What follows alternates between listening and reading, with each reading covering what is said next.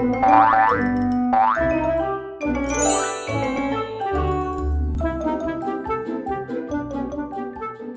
everybody. Ingrid Crepeau again. And this time, my crafty thoughts are about neodymium magnets.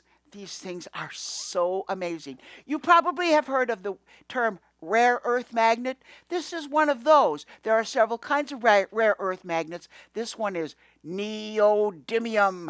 I love these things. Look at this. Look at this. I take a magnet and I set it on the table there. Then I take another magnet and I put it on the back of my hand. Ta-da! Isn't that amazing? The magnetism goes right through my whole hand. They're just incredible. Now, there are several kinds of these magnets. I should say strengths. There are N42s. That's the kind I usually use. And N52s. They're even stronger than what you just saw. So N42s I like because if I accidentally get two magnets stuck together, I'm actually strong enough to pull them apart. If I get two N52s stuck together, forget it. I got to ask somebody else who's stronger than I am to get them apart. But there are some dangers that you have to be aware of. First of all, these magnets are so strong, they will stop a pacemaker and any other kind of internal medical device. So if you know somebody with these, please stay far away. Or if you have one yourself, of course. Now, the other danger is that you can really get pinched. I've been pinched really bad. Get two magnets and you get skin between them, they get stuck, your skin, and you'll get a blood blister, and it's painful. So be careful how you don't get them stuck together. Anyway, the other danger is these are made out of rare earth. These are not metal. They have iron ore in them, but they are made out of dirt, and they're coated with something shiny. So they look like metal, but they're not metal. It's just a coating. And that because they're just made out of dirt, they can break just like a coffee mug. That just shatter into pieces. In fact, the first time I ever had two N52s, I was holding them and they got out of my hand. The attraction was so strong, they just leapt out of my hand and smashed each other in the middle. And the edges on what's broken are very sharp, like razor blades. So be very careful with broken magnets. They are nasty things.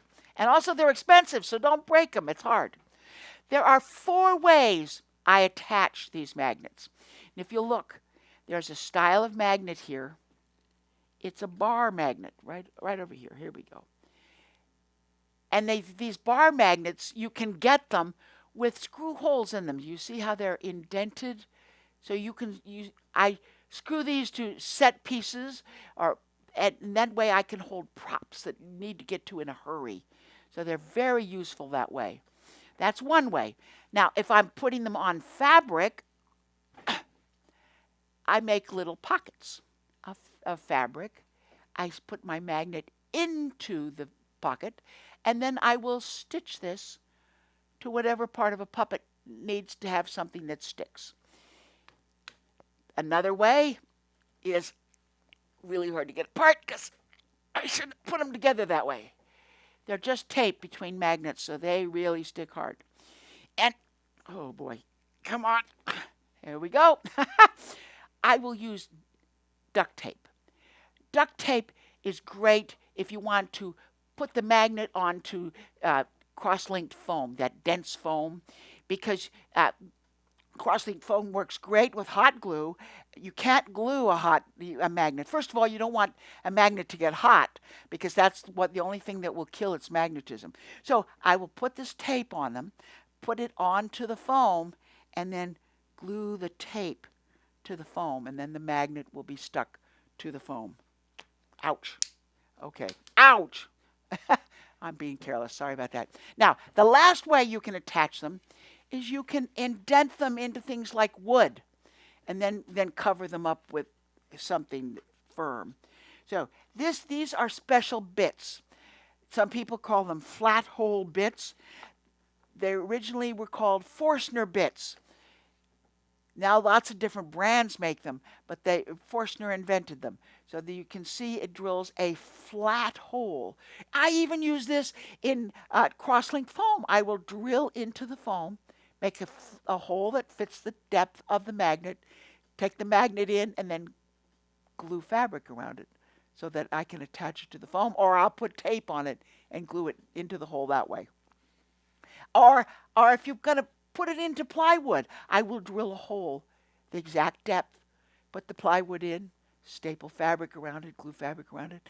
So this is a very handy thing to know about. Forstner bits, Forstner style bits.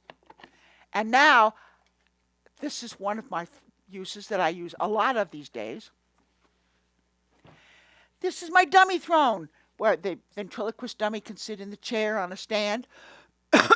Like all puppetry, you need to be able to make things as small as possible for traveling.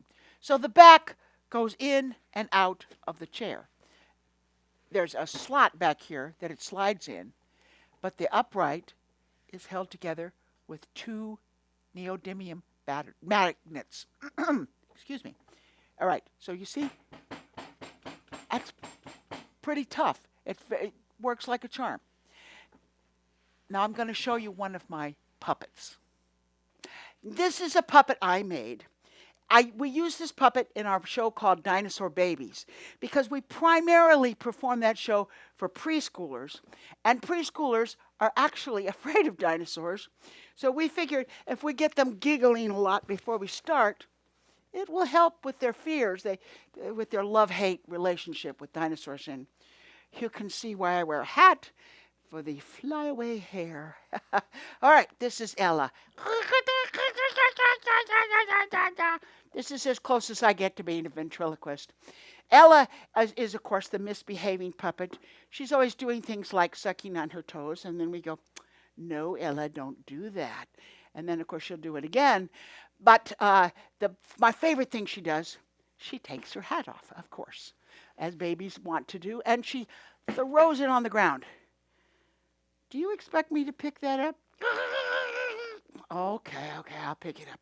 But of course, I can put it back on her head because she has marvelous magnets in her hat. Did you see how they jumped into place? With a floppy hat would be very hard to put on with one hand without the magnets. The magnets in hats is actually how I discovered these magnets. When I first worked for the Nationals baseball team, they asked me if I would make a new baseball cap for Screech the Eagle because the one was worn out. So I made a new cap, and what I discovered in the old one that I was remaking was it had magnets all around inside the cap and all around the head.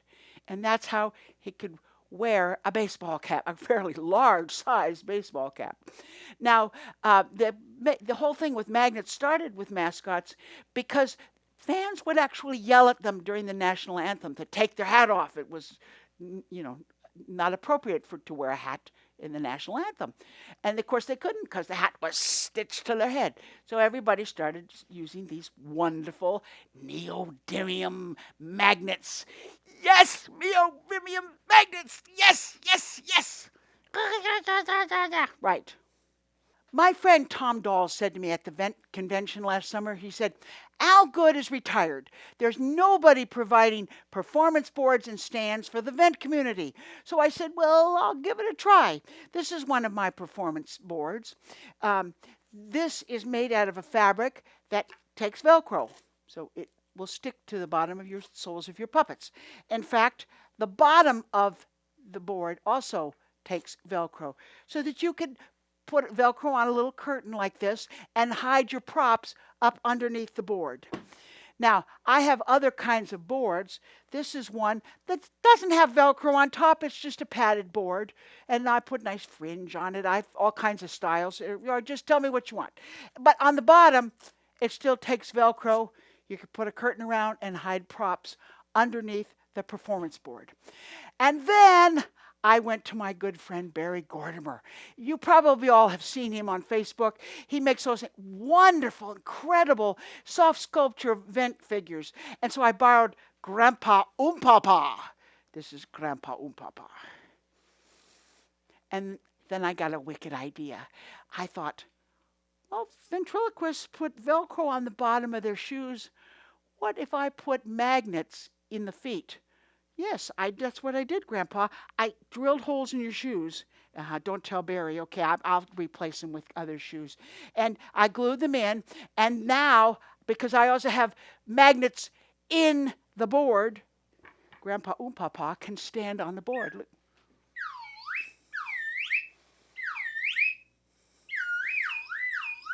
Pretty good, huh? It stays there.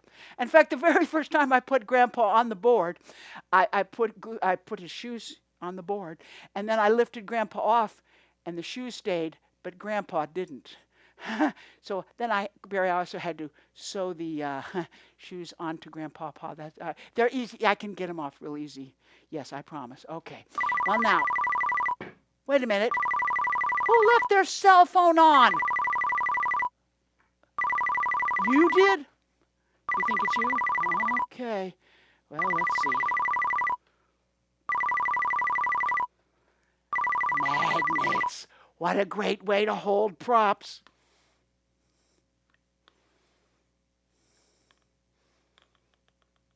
All right.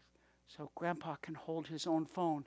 And then when he's finished, I can take the phone and I can stick it under the board because I put a magnet under there. Now I'm just showing off. This is one of my larger performance boards, and the large ones come on a heavy-duty stand for heavy-duty figures. That's my heavy-duty stand. And the heavy-duty stand can go on wheels so that you can wheel your characters around if you want to, if you need to. And this is what I call a dummy dummy. This is an experimental dummy, a test dummy, if you like. I made him so that I could try out some weird things and see what I could do. For instance, would you like to stand up? Okay, I put magnets in his feet, and I put magnets in the board, and then he can stand up, and he's there. Did you see that, how the magnets popped into place? Sometimes you have to do that, jiggle it around. Now, watch this. Can you think you could sit down? You sure? I've never tried this before. Well, let's see. Okay, here we go. There we go. He stood up and sat down. I can't do that with Velcro. Neodymium magnets. They're amazing.